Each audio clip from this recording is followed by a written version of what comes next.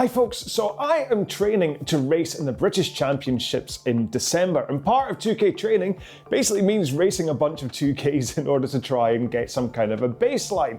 But that gets a bit dull after a while, and so I thought I'd mix things up, and I am going to do a test on as many different machines as I can, starting with this, the York R301.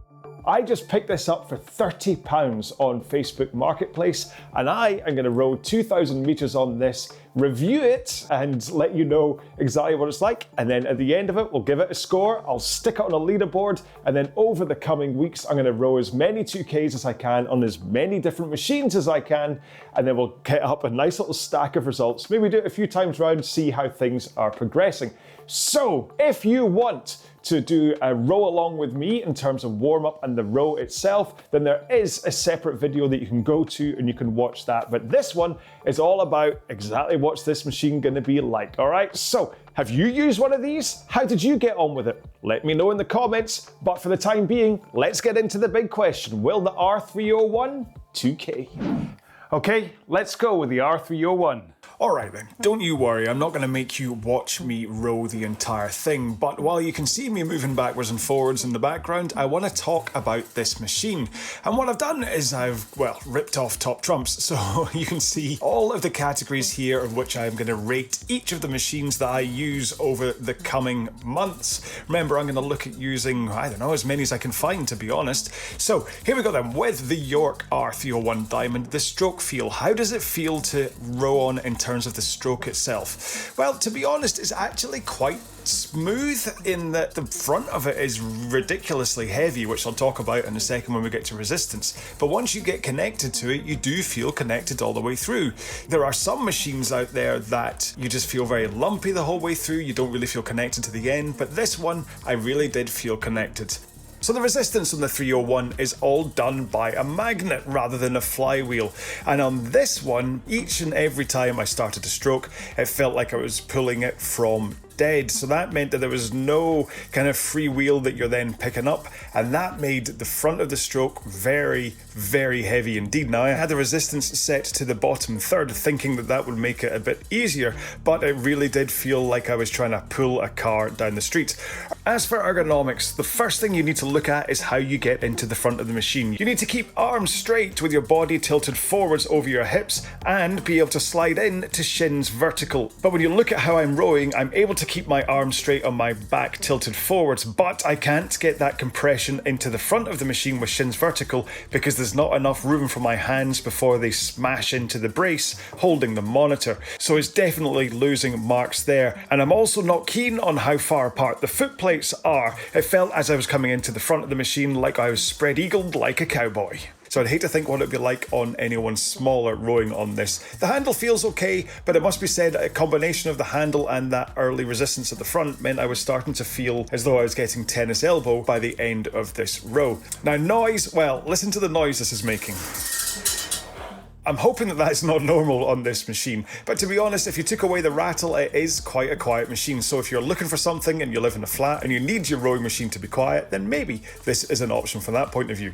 Build quality, well, it's a solid enough machine. I mean, lifting this into the back of the car and bringing it into my studio, I really needed to do some stretching and stuff beforehand. It's very heavy and it's very stable. You can see it's not wobbling around as I'm rowing. Everything seems to be in place, and given that this machine is nudging 15 years old right now, it's actually not that bad in terms of corrosion and things, so this has lasted quite well.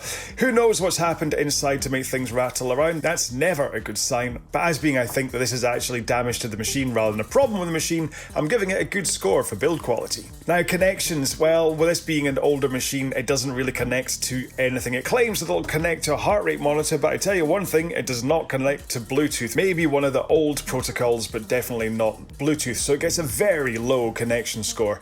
And data accuracy, well, again, this could be a problem with this machine itself. Maybe it suffered a little bit of injury through time, but frankly, the data was nonsense. Sometimes it'd have me rowing at 122 pace, and then the next stroke it would be 346, so this was all over the place. And when you consider that it's telling me at times I'm rowing 500 meters in 1 minute and 50 seconds, the fact it took me 5 minutes to row 500 meters means something's fundamentally wrong in here. So overall, this machine gets a row along rating of of 60 out of 100. But that's not the whole story. How did the 2K go, and what is my actual thought of the York R301?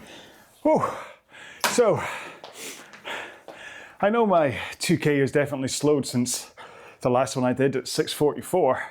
There's no way I'm that slow. If you didn't catch it on the screen, we're gonna go out to the leaderboard in a second, but I just wanna say, like, I spoke about various aspects of this within that row, but one of the big ones was just because of that pull from the front, because you're basically starting from 0 each time. I just couldn't get the stroke rate up. So you've seen my heart rate kind of got around about, what, 150 maybe max? I didn't actually see. I saw at one point it was 145, so I'm assuming it got to about 150. So that's just because I just couldn't get the rate up with this. And that's it set, I mean, the resistance on this is set on the bottom third of it, rather than I could go a lot more resistant if I wanted to. I figured the bottom third would, because that's how it felt okay to start. This ended up being like a bicep row rather than it being about the legs.